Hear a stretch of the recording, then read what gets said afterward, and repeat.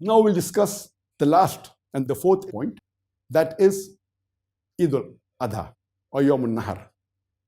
That is the Eid or the day of sacrifice. The Eid of sacrifice or the day of sacrifice. And we know that Allah subhanahu wa ta'ala had asked Prophet Ibrahim that what do you love the most in this world? But naturally after Allah subhanahu wa ta'ala, he said, my son, Ismail alayhi salam. And Allah subhanahu wa ta'ala tests Ibrahim alayhi salam that can you sacrifice him for me? And Ibrahim alayhi salam goes and tells his son Ismail alayhi salam, and he says, don't worry, father, you will find me steadfast. And on the instruction of Allah subhanahu wa ta'ala, when he's about to sacrifice his son, Allah subhanahu wa ta'ala replaces him with a sacrificial animal. And this is what we remember every year in Eid al-Adha, that we should be able to sacrifice anything in this world for the sake of Allah subhanahu wa ta'ala. And during Yawm al-Nahar, day of sacrifice, and Eid al-Adha, the Eid of sacrifice, if we have the means, we sacrifice an animal. For one person it is a goat, or if you want a big animal like a cow or a camel, it can be for 7 people. And it's mentioned in Surah Hajj, chapter number 22, verse number 37. It is not their meat or blood that reaches Allah subhanahu wa ta'ala, but it is a piety which reaches Allah subhanahu wa ta'ala. So we don't sacrifice so that the blood and the meat reach to Allah subhanahu wa ta'ala, but we do it for our taqwa. Our piety should reach Allah subhanahu wa ta'ala. And what do we do with the sacrifice? When we sacrifice the animal, we distribute it amongst the poor people, amongst the friends, amongst the relatives, and keep some for ourselves. Normally it is recommended that minimum 1/3 should be given to the poor people, 1/3 to the family and friends, and the maximum you can keep yourself is 1/3. This is the practice. Let me tell you the salient features that should be done on Eid al-Adha or Yawm al-Nahar. Number 1, that have a bath early in the morning. Number 2, put perfume on yourself. It's a sunnah. Number 3 is that wear the best of your clothes. Number 4, say the takbirat. Number 5, preferable, do not eat anything before the Eid prayer. Number 6, go to pray early.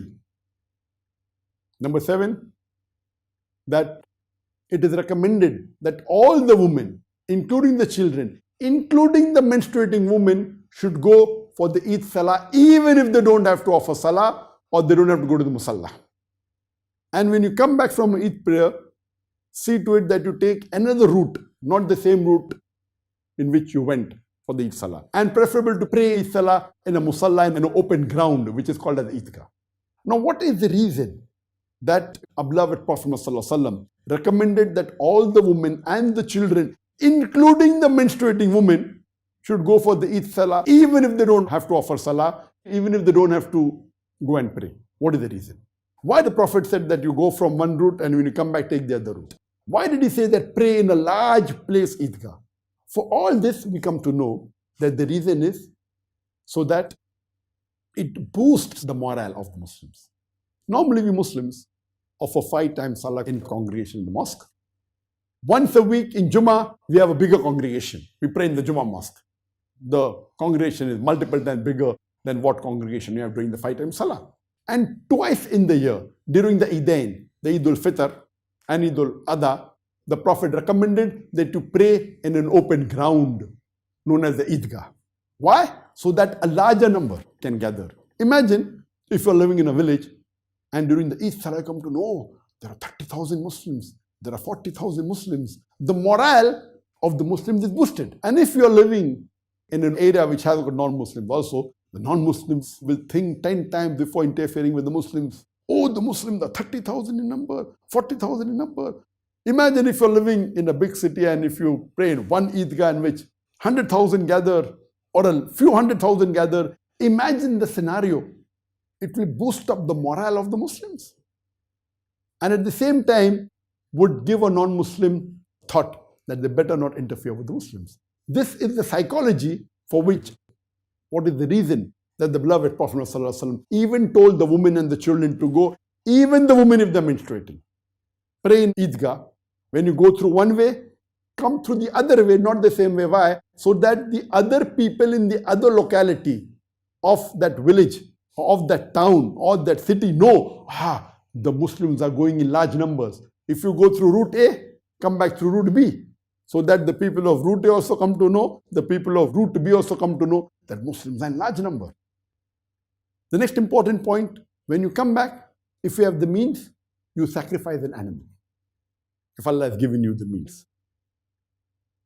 Later on, you go and meet your family friends.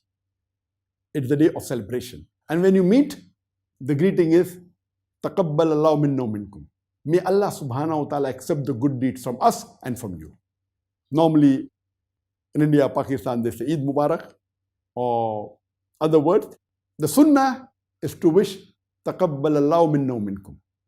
Oh Allah, accept the good deeds from us and from you. You can say Eid Mubarak. It is mubah. But the right thing is as the Sahabas wished each other. And the day of Eid, this should be a day of celebration. Be happy, be cheerful. Let me tell you the important points of the Eid Salah. Before I end this talk, there are 14 important points of Eid Salah. Number one, the Eid Salah is fard for every Muslim male who is an adult and who's sane. Number two, it is offered between the time after the Fajr Salah and before the Dhuhr Salah. But the earlier you offer, the better it is.